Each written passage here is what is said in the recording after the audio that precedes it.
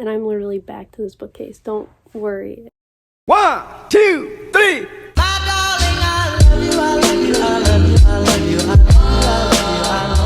Hey, hello, my name is Kendall. If you are new here, or if not, welcome back. In today's video, I'm going to be doing a November wrap-up of all the books I read in the month of November.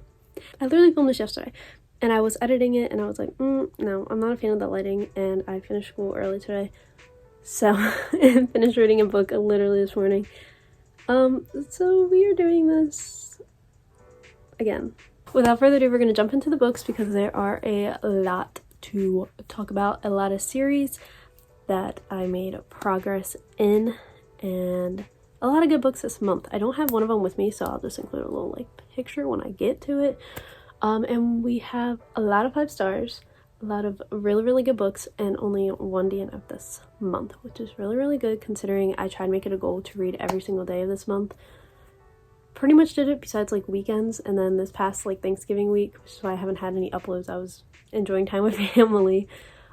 This past week I did not read that much, but boy do we still have a lot to talk about. So I was gonna go in the order that I read, but I want to get the bad book out of the way so then we can praise all the good books that we read this month. So the first book, my one DNF of the month, was All I Want for Christmas by Wendy Legia. Don't fully know. We're gonna sit this way so that way I can kind of block the cricket. Like I said, this was my DNF of the month. What I thought was a cute little, gonna be a fast Christmas novella read turns out very fast. I made it 110 pages in, and I think there's only 220. I felt like I was reading a Christmas book for 12-year-olds. I was very misled by the cover and the back and everything about it. I have a problem with YA romance.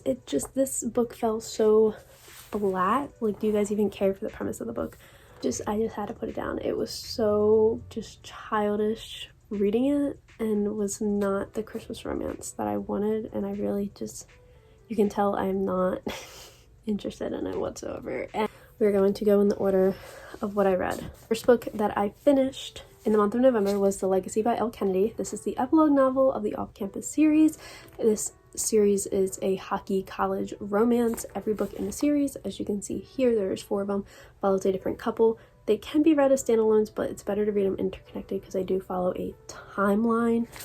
And the epilogue novel is you get all 4 couples in this book, all 8 of their point of views. It is funny. I loved it. The little haunted doll that appeared everywhere. Just reading the messages between the girls group chat and the guys group chat and all the drama, and it was so nice. I've been reading this book probably since March of this year, but I didn't want the series to end, so I've just been reading every couple every now and then. So I've read the final couple in this book at the beginning of this month. And I gave this 5 stars. I loved it. It was so sad to see it come to an end, but it was an amazing epilogue novel, which I'm surprised because that brings me to another epilogue novel that I did not like as much, and that was It Starts With Us by Colleen Hoover. I'm just gonna leave the picture up here while we talk about it. I gave this book, in my reading journal, I wrote a 4 stars. Thinking about it now, I'd probably give it a 3 to 3.5 stars. It's a nice epilogue novel if you loved Lily and Atlas and It Ends With Us. It Starts With Us picks up right where It Ends With Us left off. And it kind of fell flat. It felt like Colleen Hoover just threw in a plot line because she didn't really have a plot line to write about. And even in the author's note, she said that she didn't plan on writing a sequel. I felt like she added in just new characters to kind of keep it interesting. Like I said, added in that new plot line. And it just fell flat in every way possible. We jumped in to The Inheritance Games by Jennifer Lynn Barnes. We completed the entire trilogy this month. This book was a 5-star read. It's very much mystery, thriller. You have the love triangle. I was 50-50 between Team Jameson and Team Grayson literally the entire series. I'm definitely Team Jameson though, but each book kind of follows every one is a different puzzle that they're trying to figure out until you get to the last book, but we'll talk about the last book. It follows the girl Avery, who kind of lives a poor lifestyle, is in college. She has a lot of jobs, lives out of her car every now and then, very poor-ish lifestyle. And all of a sudden she's called to the principal's office saying that she has to go fly out to this reading of a will that she's in, where she learns she inherits billions. She doesn't have no clue who this guy is, has never heard of this guy or his family or anything, is very confused, and is tasked with having to live in the Hawthorne house for a year with all of the family that was essentially disinherited from the will. She has to survive in this house for a year in order to gain all of her inheritance, otherwise it goes to charity. And along the way is solving riddles and puzzles with the amazing Hawthorne brothers to figure out the answers she is seeking. Soul literally died in this book. So obviously after I read that, since I loved it so much, I read The Hawthorne Legacy by Jennifer Lynn Barnes. Obviously by Jennifer Lynn Barnes. I don't know why I kept saying that. I arguably love this book even more than the first one. I hated Grayson in this. And at the very end, we're introduced to a new character that I'll talk about more when I get to the final gambit.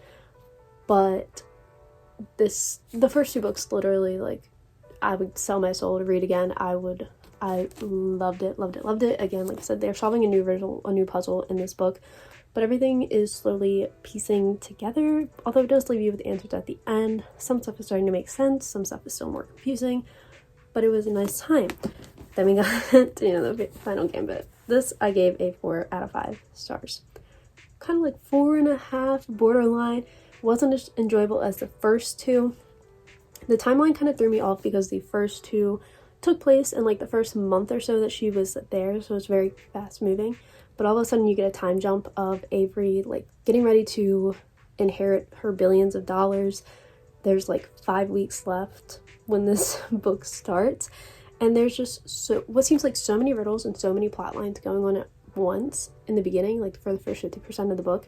It all slowly starts to connect at the end, and you realize that they're solving just one last really big mystery. But in the beginning, it doesn't seem that way. It seems like they're figuring out 25 different things. Die hard Team Jameson in this book. Grayson does make a revival in this, though. Hated the new character that was introduced. It took a spin I didn't imagine happening. Not to say that I didn't love this spin that happened. This trilogy literally is everything to me, and I loved it. And that is Addicted for Now by Chris and Becca Ritchie. So I read this book. I actually listened to it all in audio within 24 hours because I was just listening to it while I was doing school and like writing my reading journal, everything of the sort. I was just doing it with basic mundane tasks because this thick of a book scared me. Normally when I read audiobooks, I don't fall in love with the book as much, but there's just so much dialogue, and I loved how in the Audible version there was multiple narrators, so you got different voices and everything of the sort, so you could kind of imagine the characters better. Gave this 5 stars. It's the first book in the series that I gave 5 stars. I'm very excited to dive into the rest of the series. I just need my bank account to get a little bit higher before buying all the other books, and I need to figure out where to get the white covers because on Amazon the paperbacks are still the old covers, so I can't do that. I want the white covers. I want the white Calloway sister covers and everything. It all needs to match. What I spent the rest of my November reading should not come much of a surprise to anyone, really. Shatter Me by Tahira Mafi, and coincidentally read 5 more books in this series, and the last one I have on my shelf is Restore Me, and I'm very, very sad because I know I'm going to finish this by tomorrow. And the rest of the books in the series won't come until Saturday. So I loved this series. I am currently absolutely dying with it. This follows Juliet. It's kind of like an urban light fantasy. Not really dystopian, kind of not. It takes place in real world. The government fails. There's now like this new government group, the reestablishment. Juliet has a lethal touch, has been in an asylum for a bunch of days, has never really been loved by the world because her touch is lethal and she can kill anybody just by touching them, until Warner kind of pulls her out with an intent to use her as like a lethal weapon, but then she escapes, and that's all I'm gonna say. I can't say much more about this book. You guys have to go in blindly. Just know it, even if you don't think you like fantasy, this is so much more than fantasy. It's romance kind of with a fantasy backplot, but super, super light fantasy because it's in our real world. 5 stars, needless to say. Then I read the novella, which is Destroy Me. Obviously, I have the double novella book, which is Unite Me. Destroy Me is the plotline of Shatter Me, the first book, but following Warner's point of view. And I did not like Warner in the first book until I read Destroy Me, and you finally like understand, like everything clicks as to why Warner is the way that he is. And I gave the novella a 4 out of 5 stars. After the novella, you jump into Unravel Me, which is the technical second book in the series. This one I gave a 4.5 out of 5 stars because I did not like 50%, like the first 50% of the book, or I didn't not like it. It was just very boring to me, like seeing them prepare for war and all this stuff. It was kind of boring in the beginning, but then once it started kicking off, it was so interesting and I ate this book up. However, this book did make me hate Adam. I'm still on the I hate Adam train. He is just what I like to call a crybaby and extremely selfish. So after Unravel Me, you pick up Fracture Me, which is the novella from Adam's point of view, following the plotline of Unravel Me. So I'm not going to say too much. Just know that when I said I hated Adam, I meant it because I half-assed read Fracture Me and gave it a 2.5 out of 5 stars because it wasn't that interesting to me. I did like reading it because if I went into Ignite Me not knowing the stuff that happened in Fracture Me, I would have been so upset. But Fracture Me kind of clarified stuff. So it wasn't a total flop, but was Ignite Me, which is the third full novel. I started this at 7:30 yesterday and went to bed with like 60 pages left and woke up this morning and just binge read the rest of it because I was laughing out loud at some of the things. I love like the found family, the friendship that they've built in this book. Aaron is just such a misunderstood male character. I love it. And having the friends realize that Aaron isn't what they think Aaron is just amazing. Like everybody realizing that they're wrong, and Julia is just in the mode where she's like, I told you so. And Julia is such a badass character in this book. She has grown up so much since we've seen her leave the asylum in the first one. 1,000,000 out of 5 stars. I knew a lot of people said this and Restore Me would be my favorite in the book, and they are in the series, and they are absolutely right. I gotta say, I finished this before this video is uploaded, which I probably won't because I'll probably edit this and upload it right away. I'll go ahead and put in the comments what I rated this book if I finish it before November ends. But this is the book that I might be the last book that I read in November, might not be. You guys will have to stay tuned for my December TBR, or check out the comments to see what I ended up actually rating this, because I read like 3,700 pages this month. Obviously, we started a bunch of series, continued a bunch of series, and ended a bunch of series, so I would say it was a very productive month. A lot of really good books read this month. I swear I don't give every book I read 5 stars. Clearly, we had a DNF, we had a 2.5, we had a 3-star. Like, I'd say it was pretty all over the place, but a lot of 5-star reads, and whew, I love it. I'm gonna finish the series within the first week of December, so if you guys have any recommendations of light fantasy romance series that are similar to Shatter Me, let me know down below. I'm a little scared to get into ACOTAR, so if that's your suggestion, please don't recommend it. Recommend something else, or try and talk me into reading it, because those thick books scare me. Like this series, they're kind of thick, but like they don't go past 500-ish pages, so needless to say, that is it for today's video. I hope you guys enjoyed.